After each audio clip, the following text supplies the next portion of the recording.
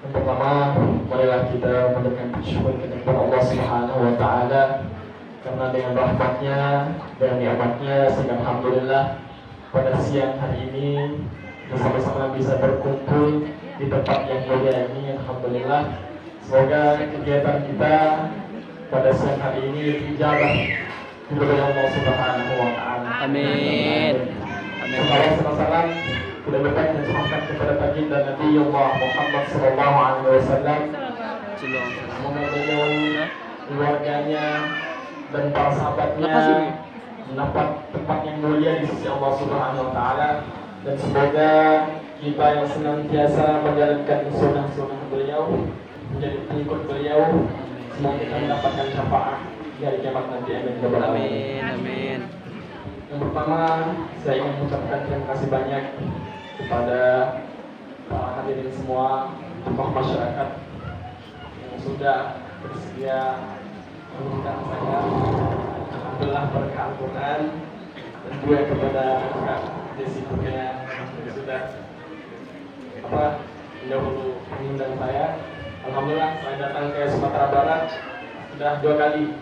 Tahun kemarin diundang ke Unan, Universitas Andalas oleh Kak Desi, sekarang yang kedua kalinya kampungnya insyaallah dari ya, tadi saya sempat diminta untuk membacakan ayat suci Al-Quran satu atau 2 ayat, semoga bisa menambah keberkahan kita siang hari ini. A'udzu billahi minasyaitonir rajim.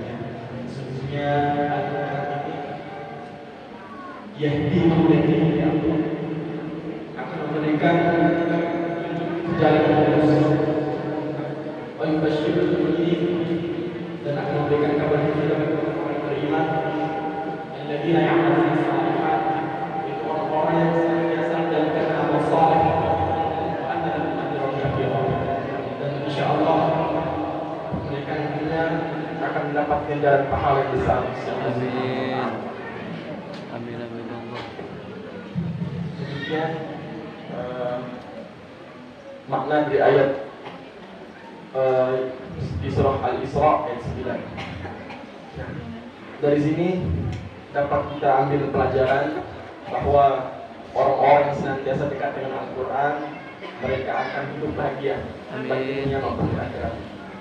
Dan di sini saya ingin menyampaikan permohonan maaf dan terima kasih banyak karena apabila nanti apa yang saya ceritakan atau pengalaman yang akan saya ceritakan nanti tidak sesuai, saya menyampaikan permohonan maaf dan terima kasih banyak sudah hadir mendengarkan ayat-ayat suci Al-Quran. Nah, saya awali cerita ini dengan kisah dari ibu saya. Dulu ibu saya pernah bercerita begini. Dulu pas ibu saya lagi mengandung saya, itu kebiasaan ibu saya bisa dibilang langka gitu. Kenapa? Karena kebiasaan ibu saya dulu itu setiap kali beliau melakukan kegiatannya seperti kegiatan ibu rumah tangga itu seperti memasak, mencuci, dan lain-lain, pasti sambil mendengarkan Al-Quran, sambil mendengarkan murotal atau enggak tilawah, baik itu di masjid ataupun di radio atau di handphone, pasti dengarkan bacaan Al-Quran. Nah, sambil beliau mendengarkan, sambil berdoa, ya Allah, mudah-mudahan anak yang saya kandung nanti bisa menjadi seperti ini. Itu doa dari ibu saya. Memang alhamdulillah doa dari ibu itu sangat mustajab. Kalau kita memang berikhtiar dan bersungguh-sungguh dan dibarengi dengan doa, tawakal, insya Allah Allah akan permudah. Nah, di saat saya lahir pas adzan maghrib, Allahu Akbar, Allahu Akbar, atau muadzin di masjid, saya lahir. Alhamdulillah, saya bisa dibilang mempunyai kebiasaan yang unik dan juga langka dulu pas waktu kecil. Saya terbiasa suka aja gitu melantunkan ayat suci Al-Quran. Pas umur TK SD itu, saya di saat saya lagi bermain bersama teman-teman, saya asik aja dengan ngaji gitu. Di saat teman-teman saya asik dengan nyanyiannya, tapi alhamdulillah saya asik dengan murotal sambil bermain bersama teman-teman saya mengaji. A'udzu billahi minasy syaithanir rajim. Bismillahirrahmanirrahim. Sambil lihat teman-teman yang lain itu pada main sambil ngaji ya, Pak. Alhamdulillahi rabbil alamin. Ar-Rahmanir Rahim. Maliki yaumiddin. Nah, dan seterusnya. Nah, setiap kali saya main pasti saya ngaji, asik aja. Alhamdulillah sampai itu terbawa-bawa, terbiasa. Itu menjadi hobi saya. Sampai saya pas di toilet pun saya ngaji. Saat di toilet saya ngaji. Saking apa ya? Saking terbiasanya. Bukan kita jorok, tapi memang nyatanya begitu. Saya ditegur sama ibu saya. Nggak boleh lagi ngaji toilet, boleh. Kotor. Nah, pas setelah orang tua saya tahu bahwa saya punya bakat di bidang tilawah, waktu itu saya diantar ke guru ngaji. Saya belajar yang pertama mulai dari makhrajul hurufnya, cara pengucapan huruf. Terus setelah itu belajar tentang nagum-nagum Al-Quran, lagu-lagu Al-Quran. Ada Bayati, Hijaz, Aman, Sobat, Harkasika, dan lain-lain. Nah, setelah itu saya diajak oleh guru melatih suara. Akhirnya pantangan-pantangan dari makanan itu yang membuat suara kita itu serak itu tidak boleh lagi. Seperti gorengan, seperti yang dingin-dingin, itu udah nggak boleh. Udah sebisa mungkin untuk menjaga dari makanan tersebut. Nah, akhirnya setelah itu melatih pernapasan. Saya diajak sama orang tua saya lari keliling rumah, bangun habis sholat subuh, lari keliling rumah 10 kali putaran. Kebetulan, alhamdulillah waktu kecil itu saya punya kuda. Saya tinggal di Bima, di sana itu banyak kuda. Sampai orang tua saya ngantar dari guru nanti pakai kuda. Nah, saya lomba lari tuh sama kuda tuh. Itu kecil, asik aja main. Mungkin karena itu juga napas kita mungkin bisa terlatih. Nah, akhirnya saya diajak untuk mengikuti MTQ. Saya ikut MTQ pertama itu cabang tilawah, cabang murotal. Tapi pas saya tampil, saya bacanya mujawab. Perbedaan murotal sama mujawab itu berbeda dalam hal tempo. Kalau murotal seni yang saya bacakan tadi. A'udzu billahi minasy syaithanir rajim.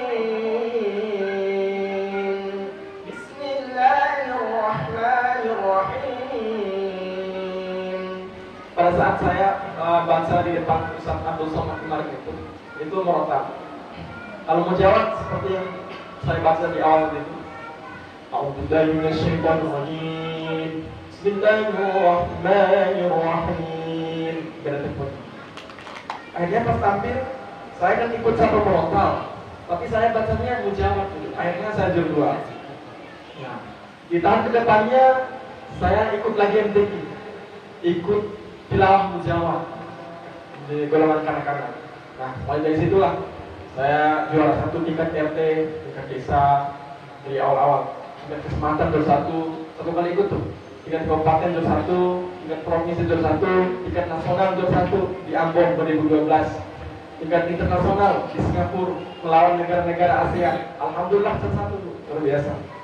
Dan sampai di Singapura bertemu dengan Menteri Agama Pak Surya Dharma Ali. Apa katanya? Samsuri, insya Allah nanti kita undang Samsuri dan keluarganya masuk istana negara. Insya Allah. Kaget saya. Kita yang berasal dari kampung, dari pelosok desa bisa diundang ke istana negara, bertemu dengan presiden. Alhamdulillah pada tahun 2013 saya masuk istana negara pertama kali bersama orang tua saya, bersama kakek saya, paman saya masuk. Ada undangan khusus. Alhamdulillah berkah Al-Quran Bu. Bisa melihat orang tua saya bahagia, senang bertemu dengan presiden, luar biasa. Berkah Al-Quran. Nah, sampai kemarin saya sempat diundang ke Irak untuk MTQ internasional, tapi tidak jadi karena ada masalah visa. Itu memang menjadi cobaan yang menurut saya itu agak berat, karena udah dikasih tahu semua masyarakat di Bima bahwa saya akan pergi lomba di Iran, tapi datangnya nggak jadi. Karena gimana ya? Nggak enak gitu.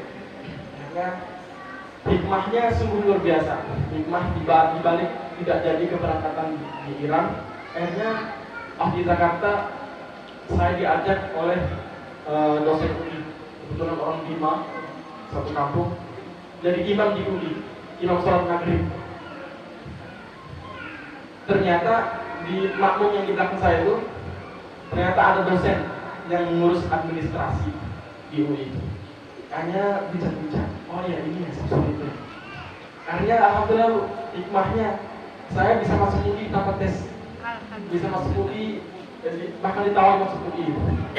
Terserah mau pilih jurusan apa saja terserah, mau masuk kedokteran apa gitu. Tapi saya nggak terlalu minat kalau kedokteran, karena saya bergeraknya di tilawah, karena saya milih jurusan sastra Arab. Alhamdulillah di UI difasilitasi, dikasih beasiswa gratis, kita tinggal belajar aja. Alhamdulillah berkah-berkah itu. Nah, dan kemarin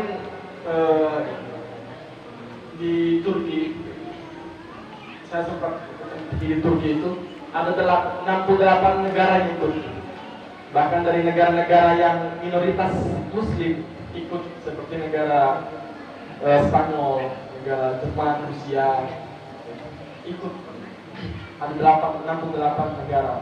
Belum lagi negara-negara yang Timur Tengah yang memang bahasa mereka itu bahasa Al-Quran.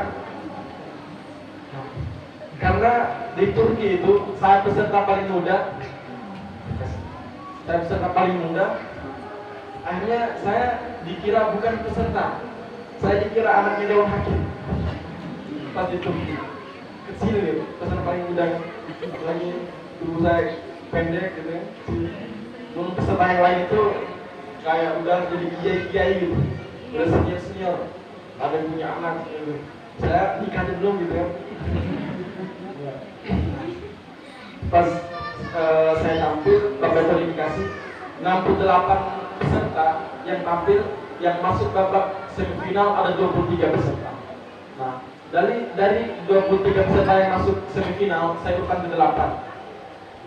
Nah, tampil di babak semifinal lagi. Tapi babak semifinal akhirnya masuk 8 besar. Yang masuk final itu ada 8 peserta. Nah, dari 8 orang yang masuk final, alhamdulillah saya di urutan ketiga, di bawah negara Turki dan negara Iran. Memang mereka itu langganan juara internasional. Nah, pas tampil di final di masjid besar, masih megah gitu. Saya sebelum tampil itu jalan-jalan dulu, keliling. Luar biasa, suasana di Turki itu luar biasa, indah, biasa. Nah, pas tampil di Turki saya tampil pertama. Alhamdulillah saya merasa bersyukur. Kenapa? Saya tampil pertama. Karena misalkan kalau saya tampil terakhir misalnya, pasti saya grogi gitu. Karena udah mendengarkan tampilan peserta yang lain. Kalau gimana? Tampil sendiri, pasti kan pikiran seperti itu. Akhirnya saya tampil pertama, relax, tenang. Ayat yang saya baca pas di Turki itu surat Ar-Ra'd. Itu mudah. Nah, baca kan Ustaz? Oh, ada di itu hafal. Pokoknya ada ayatnya, innallaha la yughayyiru ma biqaumin hatta yughayyiru ma bi anfusihim. Nah, setelah saya tampil, setelah saya turun dari mimbar, dikasih selamat gitu sama peserta yang lain. Apa katanya? Ya syabab, insyaallah antal awal, antal markazul awal insyaallah. Saya langsung didorong bahwa saya itu nantinya akan jadi juara satu gitu. Saya juara satu. Oh, benar ya ini? Pertama kali ikut kan masa langsung juara satu gitu saya gitu. Memang alhamdulillah pas malam penutupannya dihadiri sama Presiden Erdogan, sama pejabat-pejabat negara Turki. Luar biasa. Pernah kita melihat wajah Erdogan itu orangnya putih, tinggi, besar. Saya sampai segini aja. Nah, yang lucunya pas penutupan kan yang diumumin juara itu dari urutan ketiga, dari juara 3. Langsung diumumin juara 3 dari negara Iran. Terus juara 2 dari negara Turki. Mana disebut Indonesia gitu kan? Deg-degan sambil berdoa, oh mudah-mudahan juara 1. Akhirnya diumumin juara Indonesia, orang Indonesia. Tapi saya kan orang Indonesia gitu. Akhirnya nama Samsul Firdaus dipanggil, Masya Allah, maju ke depan, diberi penghargaan oleh Presiden Erdogan. Itu momen yang paling membuat saya itu paling terkesan, paling bahagia dalam hidup saya. Ya. Karena bisa bertemu langsung dengan Presiden Erdogan dan juga sempat dibilang seperti ini sama Presiden Erdogan. Masya Allah. Sempat ditanya, saya ikut Al-Quran di Indonesia. Ternyata Presiden Erdogan itu kagum dengan anak-anak Indonesia. Kenapa? Setiap kali peserta dari Indonesia yang ikut ke MTQ internasional pasti juaranya. Kalau juara 3, juara 2, apalagi juara 1. Pasti juara. Itulah yang menjadi kebanggaan kita bersama. Bukan kita membanggakan tentang prestasi-prestasi dunia seperti prestasi olahraga, main bola gitu. Itu sebenarnya enggak, harusnya kita enggak terlalu bangga. Tapi enggak apa-apa lah, hobi. Alhamdulillah, Presiden Erdogan bilang kayak gini, Syafaq Mumtaz Ajib. Terus saya bilang, Alhamdulillah azan fadl Rabbi. Ini merupakan keutamaan yang Allah berikan kepada saya. Saya langsung diterima sama Erdogan, nangis saya. Insya Allah, nangis terharu. Sampai setelah itu saya telepon orang tua, saya kasih kabar, Mak, Alhamdulillah saya juara 1. Langsung ibu saya nangis, syukur, terharu gitu kan, nggak nyangka juara 1. Apalagi yang tinggi di dunia. Nah, alhamdulillah ternyata pulang dari Turki, nyampe di Indonesia, ternyata viral gitu, diundang ke berbagai stasiun TV. Saya belum nyampe di tempat penginapan, baru nyampe di bandara. Langsung saya lihat mobil Indosiar gitu. Mobil Indosiar. Ya, nah malamnya langsung tampil Indosiar. Padahal belum nyimpan koper segala macam kan di kosan gitu. Akhirnya tampil di aksi Indosiar waktu kemarin bulan puasa tahun 2019. Nah, karena bertemu dengan artis-artis gitu. Sampai teman saya yang dampingi saya itu juga, sorry, masa kamu nggak foto sama artis? Saya bilang, kan kita sama-sama artis, gengsi dong gitu. Sama-sama artis, sama-sama masuk TV gitu. Nah, luar biasa. Ternyata pas tampil di Indosiar, dinonton langsung sama Presiden Jokowi. Nah, malamnya saya tampil di Indosiar, paginya saya diundang ke Istana Negara untuk menerima penghargaan dari Presiden Jokowi. Nah, itu dikasih uang untuk daftarkan haji orang tua sama Pak Presiden Jokowi. Nah, pulang dari Jakarta ke kampung disambut sama Bupati Bima, luar biasa.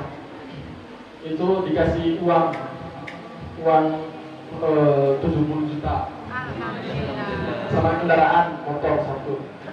Nah, terus dikasih sama Gubernur NTB umroh gratis bersama orang tua, sama dikasih uang 130 juta. Biasa. Terus sempat kemarin bertemu dengan Kapolda NTB, ditawarin jadi polisi. Saya ditawarin jadi polisi. Gimana? Tubuh kecil kayak gini jadi polisi gitu. Tapi saya belum terima karena masih kuliah. Sampai kalau selesai kuliah baru bisa terima. Nah, luar biasa, banyak sampai ditawari kuliah S3 di Australia sama Menteri Agama. Aduh, saya pikir S1 aja belum selesai, apalagi S3 yang berat. Alhamdulillah, memang luar biasa. Dari sini, dari cerita saya tadi, banyak keberkahan itu memang benar. Kalau kita dekat dengan Al-Quran, keberkahan itu akan datang. Sebagaimana dalam sebuah hadis itu pernah Rasulullah mengatakan, Innallaha yarfa' bihadzal kitabi aqwaman wa yad'u bihi akharin. Sesungguhnya Allah itu mengangkat terhadap orang-orang dengan Al-Quran ini dan merendahkan terhadap orang-orang dengan Al-Quran pula. Alhamdulillah, Bu. Pertama saya belajar Al-Quran, sampai sekarang saya bisa diundang ke sini gitu kan. Itu berkah Al-Quran, tidak sangka-sangka. bisa keliling Indonesia, bisa diundang ke luar negeri, berbiasa berkah Al-Quran. Maka dari itu buat anak-anak di sini, adik-adik di sini yang masih belajar Al-Quran, tingkatkan. Insya Allah. Walaupun nanti apapun yang menjadi profesi kita, kita selalu berpegang teguh dengan Al-Quran. Jadi misalkan jadi polisi yang hafiz Quran, jadi dokter yang hafiz Quran, jadi guru yang hafiz Quran. Insya Allah berkah untuk kita. Kalau kita, apalagi kalau kita menghafal Al-Quran, kita akan menjadi keluarganya Allah. Bagaimana dalam sebuah hadis itu, Inna lillahi ahlina minan nas. Sesungguhnya Allah itu mempunyai keluarga di kalangan para manusia. Terus para sahabat bertanya, "Qila man hum ya Rasulullah?" Siapakah mereka ya Rasulullah? Terus Rasulullah menjawab, "Qala hum ahlul Quran wa ahlullah wa khassatuh." Mereka adalah ahli Al-Quran. Akan menjadi keluarganya Allah, mereka akan menjadi orang-orang yang dikhususkan oleh Allah Subhanahu wa taala. Orang yang ahli Quran itu seperti apa sih? Apakah mereka hanya sebatas hafiz saja, sebatas murid saja? Tidak. Ternyata orang yang menjadi ahli Al-Quran itu mereka yang senantiasa membaca Al-Quran. Kayak teman-teman yang masih belajar Al-Quran itu, kalian bisa dikategorikan para ahli Al-Quran karena istiqomah belajar Al-Quran, apalagi mengamalkan Al-Quran. Nah, mereka akan menjadi keluarganya Allah, jadi keluarganya bupati, gubernur, presiden. Kita sudah bangga luar biasa, apalagi kalau kita menjadi keluarganya Allah Subhanahu wa taala. Dan mereka akan menjadi orang-orang yang dikhususkan Allah Subhanahu wa taala. Kita bisa melihat dimanapun orang-orang yang bersama Al-Quran, orang-orang yang menjaga Al-Quran, pasti mereka akan dijamin hidupnya Allah Subhanahu wa taala. Tidak kita melihat mereka itu hidup susah, tidak. Melainkan mereka akan dikasih pertolongan Allah oleh Allah Subhanahu wa taala, mereka akan dikasih hikmah oleh Allah Subhanahu wa taala. Karena hatinya kiranya selalu memikirkan Al-Quran, selalu membaca Al-Quran. Nah, maka dari itu pesan saya buat adik-adik di sini, mari kita tingkatkan semangat kita, istiqomah kita dalam belajar Al-Quran. Insyaallah hidup kita akan berkah, bahagia dunia wal akhirah. Membaca satu huruf saja kita sudah mendapatkan 10 kebaikan. Apalagi kalau kita menghafalkan Al-Quran, apalagi kalau kita menghafal Al-Quran, itu sudah luar biasa. Mungkin hanya demikian cerita motivasi ataupun pengalaman yang dapat saya ceritakan kepada hadirin semua. Mudah-mudahan bisa menjadi motivasi ataupun inspirasi buat kita semua, sehingga kita semakin dekat dengan Al-Quran, semakin semangat untuk terus belajar Al-Quran. InsyaAllah. Dari itu, terima kasih banyak. Mohon maaf jika ada kesalahan. Wabillahi taufiq wal hidayah. Assalamualaikum warahmatullahi wabarakatuh. Mungkin kalau ada yang ingin bertanya, tanya dulu. oh, gimana? Membaca Al-Quran. Kalau ada yang masih penasaran, tanya aja. Ada, mungkin ada dari teman-teman adik-adik, bagaimana sih cara menjaga suara itu bagus ya? Bagaimana bisa?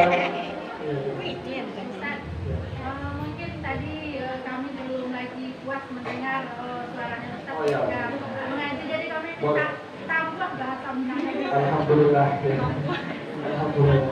Itulah nikmat mendengarkan bacaan Al-Quran. Tidak bosan. Kan pengen atau pengen. Saya akan membacakan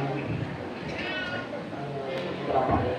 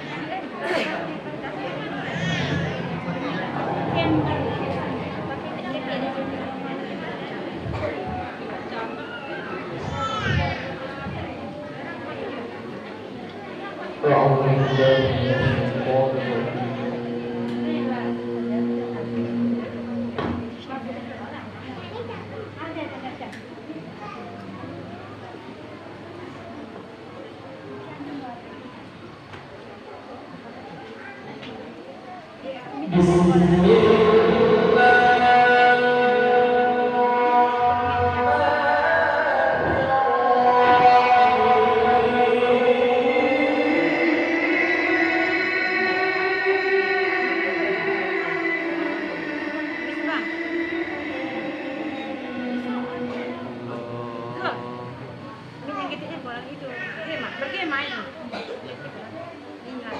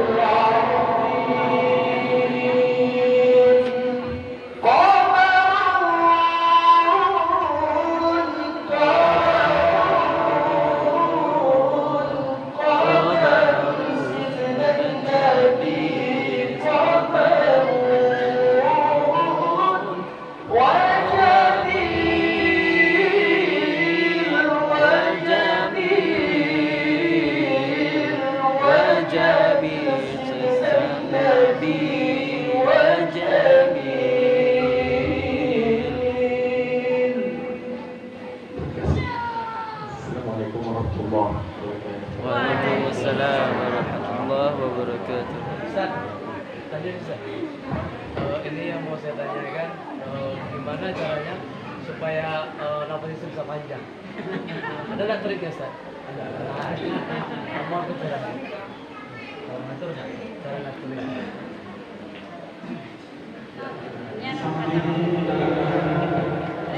Kita harus sering-sering olahraga juga. Tapi ada cara latihannya. Ada cara latihannya. Kita kalau lagi tilawah lagi ngaji, jangan suka baca ayat-ayat yang pendek. Kita harus menguji pernapasan kita. Kita harus membaca ayat yang panjang. Ayat yang panjang itu seperti apa? Misalkan baca Al-Fatihah, mulai dari Alhamdulillahirabbil alamin sampai Waladhdallin, satu napas. Alhamdulillah. Misalkan percobaan pertama sampai mulai maghdubi alaihim. Misalkan percobaan kedua misalnya itu melewati batas yang pertama. Seperti ini. Saya bacakan.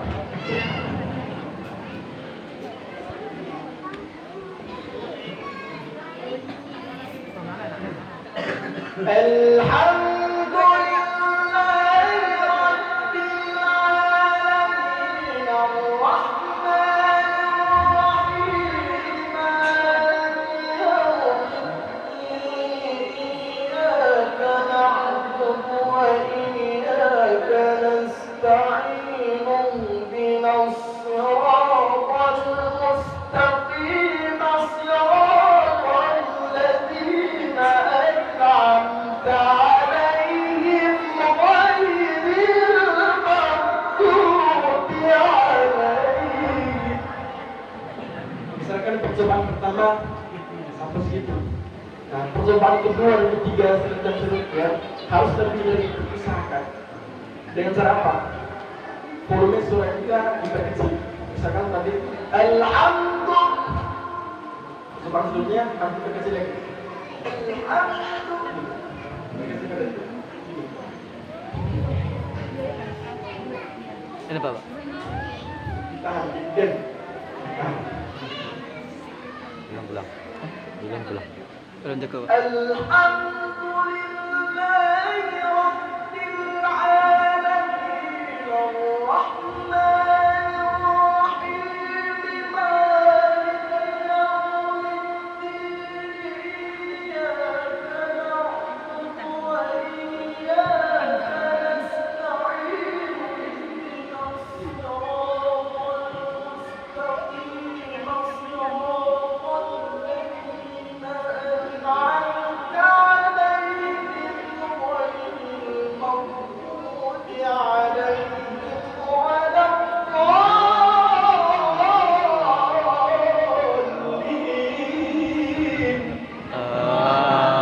Amin. Jadi percobaan seperti itu, latihannya seperti itu. Nah, kita kalau dalam kor itu enggak latihan seperti biasa. Pasti ada trik ataupun tips khusus gitu. Supaya panjang. Jadi mungkin percobaan ketiga dan seterusnya bisa lebih dari itu. Gitu. Jadi latihannya seperti itu bisa. Jadi pada intinya saya apapun asal dilatih pasti terlatih. Apapun ya. Ya, Kalau apapun. dilatih pasti terlatih. Ya, apa yang jadi pilihan kita, passion kita, itu kalau kita latih insya Allah. Asalkan kita mau latihan, kerja keras, insya Allah pasti bisa. Ada lagi kita yang ingin bertanya. Yang mungkin nggak nanya tentang contoh aja.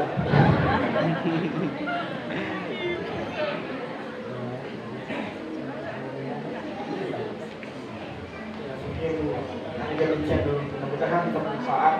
Mudah-mudahan setiap huruf yang kita dengar, yang kita baca memberikan keberkahan buat kita. Amin. Amin. Semoga rezeki TPA yang dibina oleh ustaz-ustaz yang di sini bisa menghasilkan kori-kori hadis terbaik yang Amin. membanggakan Indonesia, khususnya membanggakan Sumatera Barat karena menjadi membanggakan baik untuk. Terima kasih banyak atas kesempatan yang diberikan kepada saya. Mohon maaf bila ada kekurangan. Wabillahi taufiq wal hidayah. Assalamualaikum warahmatullahi wabarakatuh. Waalaikumsalam warahmatullahi wabarakatuh. Jadi kita